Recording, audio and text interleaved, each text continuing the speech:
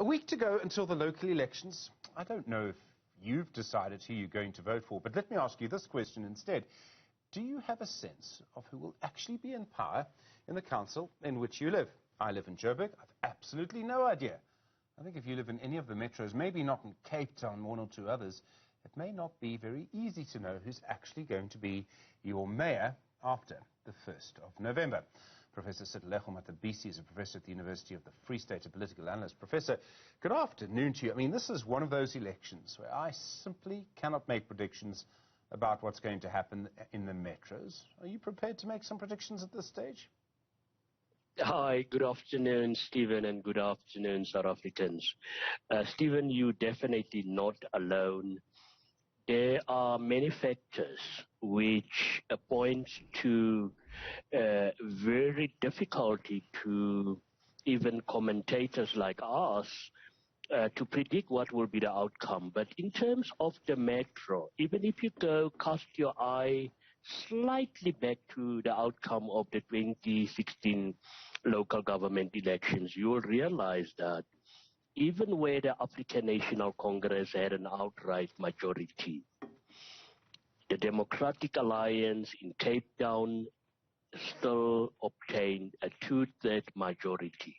Now that, for me, it's also quite significant, and it will all depend how the ANC will once again navigate its way around Mangaung and eThekwini, the two metro municipalities where it got an outright majority, 56 and 57%.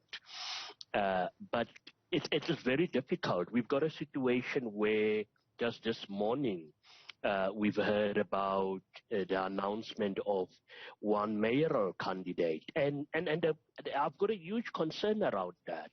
Local government is all about transparency, sorry for that, accountability.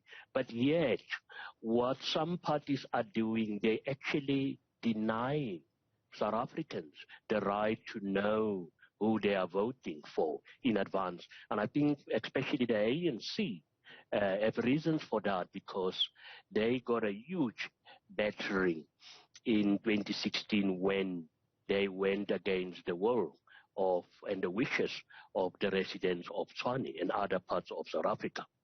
You'll know Mangaung well, Professor. I mean, could that even be in the balance? Do you expect the ANC to come back to power comfortably in Mangaung? There have been protests there around service delivery. Well, quite significant. I was still looking for, pointers as to why the Freedom Front have done so well during the previous elections.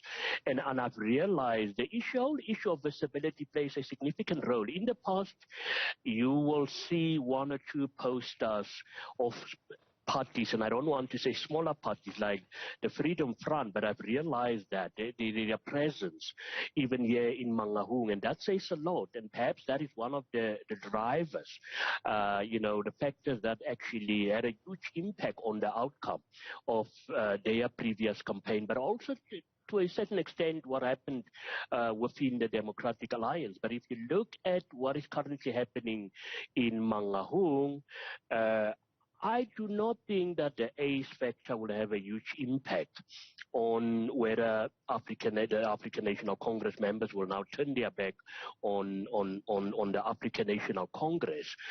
But it will still be seen whether the EFF, which I think for the very first time visibility in your smaller towns here in the Free State, but quite surprisingly, you still get posters with the face of the president. You don't know who's the local candidate. And all these parties complains about the ANC, but it's all these small little issues about election campaigning, which makes a huge impact. Because the question is, yes, I know Julius Malema, but I want to know who is my local representative that I am I'm supposed to go and exercise my vote for. And that's why I think the ANC still has a huge chance of winning the Mangaung Metro municipality yet again. But I don't think it will be with a significant majority. It might be in the mid 50%. I mean, a lot of people are going to probably be watching 4 municipalities in particular. It's the same 4 from 2016. You know them. Nelson Mandela Bay, Joburg, Tshwane, and Ekurhuleni. So 3 in Gauteng, Nelson Mandela Bay. How would you judge this prediction? Would it be a safe prediction to say probably neither the ANC nor the DA gets an outright majority and gets over 50% in any of those metros? The EFF probably has the percentage to get one of the other bigger parties across the line, to get them a mayor. And then the problem might well be that neither the DA, which has already said it, or the ANC actually wants to be reliant on the EFF. I mean, is that a possibility? Yeah. That's a huge possibility. I can't see that the Democratic Alliance will win outrightly in Port Elizabeth, and even the ANC. But perhaps just briefly, if I can sidestep, I think for me it was a huge problem with the way how politics played out in metro municipalities like Port Elizabeth. But fact of the matter is the ANC would have had to do much more than all the promises during the current campaign and the Democratic Alliance saying that they will bring change. I don't think that is going to work. I think they should have done much more. And South Africans are realizing that these are all promises. And I mean, to a certain extent, the EFF, but also if you look at some of the promises that they make election promises, the question is how realistic are they? But we have seen numerous times, I don't even know whether many South Africans do engage with election manifestos, and to what extent that does have a significant impact on the outcome of the elections. The fact of the matter is I can't predict that the ANC will have an outright majority in either both of these municipalities, and the same applies to the Democratic Alliance. One of the problems about coalitions is that in a way they're undemocratic, right? So you and I give our votes to, let's say we vote for the same party. We give that vote to that party. Now this party goes and does a deal with another party. You and I didn't vote for this other party. We voted for our party. And we can't now say to our party that you can't do business with them. I mean, there's a little bit of, I mean, I understand it. In a way, coalitions are very democratic because everyone's sort of heard. But in another way, I think voters maybe just feel a bit frustrated by them. Yeah, well, you've got a point there, Stephen, and I think to make this more democratic in the election manifestos, because remember, this is almost like an agreement between a political party or and candidate and the local residents. And I strongly believe if they play open cards from the outset, that cannot be undemocratic to say in a situation. And I don't even know why these political parties can't predict such a scenario, because it has become part of our political life where there will be many hung municipalities. And what do we expect? Surely there had to be a majority that governs. So, but they need to explain this beforehand with the voters, and on the basis of that, the voters can make a decision whether I would like to go with a party which will be in bed a couple of weeks after the outcome of the elections, with perhaps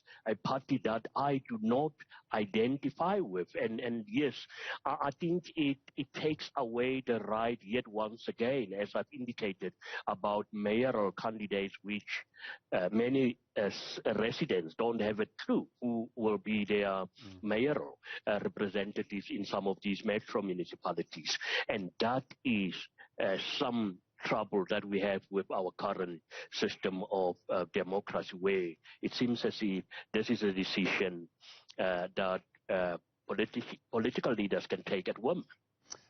Professor, I mean, there's another aspect to all of this. So when we think of coalitions, we think of what happened in Nelson Mandela Bay, where power sort of changed hands. I mean, one party with one seat was able to cause, a huge amount of chaos, frankly. And I think we can say that about the way that party behaved. Is there another possibility this time around that people have learnt lessons? So, I mean, one of the lessons I would suggest is that because of the long-term cost to the Democratic Alliance of doing business with the economic freedom fighters, it has said going into this election that it won't do that again. What I'm talking about is that there might be maybe a little bit more maturity, if that's the right word, that political parties going into coalition negotiations will realize that if they don't behave appropriately, if they don't allow for stable governance, if they don't keep to their promises, voters will actually punish them. And could this maybe be the positive story of our politics in 2021, a growing sense of maturity about coalitions? Or, Professor, am I being too optimistic? No. Stephen, not at all. If that was the case, I don't think your typical South African voter votes along those lines. I mean, 3 months before the elections, most South Africans have already made up their mind, and these issues, and this is and I've got strong views about this, does not resonate with your South African voter. If that was the case, the ANC would have been punished. I mean, for me, it's unacceptable that we still experience load shedding months after months, and with all these explanations. It's bad planning. It's absolutely no vision, and a lot of other things. And it's not only about the ANC, but it's the nature of political leaders promising a lot, and I've never seen that voters come out and punish. Yes, well, what we've seen, and this is also something that we have to take note of, your more urban settings are more likely to respond in a certain way to, the ideologies and the promises that have been put on the table, and even the actions of political parties. And we've seen this, the outcome of the Tshwane local government elections, Port Elizabeth, where I strongly believe there's been a direct link with a party which went against the wishes of the people. But in general, the South African voter has not yet reached that level of maturity where I will wake up and say, today I'm not going to vote for Party X because they've done this and that. But fact of the matter is, I think a lesson that political parties have learned out of the 2016 coalitions is that they need to approach partners in a much more nuanced way, and in understanding on what issues will they be supported, and on what issues will there be disagreement. But at the end of the day, also going into coalition with partners which has the interest of residents at heart, and I didn't see that happening with the coalitions of 2016. There's nothing wrong with that, but at the end of the day, I think parties have perhaps learned a lesson to say they need to navigate, with much more caution around that, because there are, and especially your much more liberal voters. Look at what happened to the Democratic Alliance. I think to a certain extent, the party has also been punished for, in certain instances, going to bed with the EFF. Professor Setlego Matabisi, really do appreciate the time as always. Thanks very much indeed.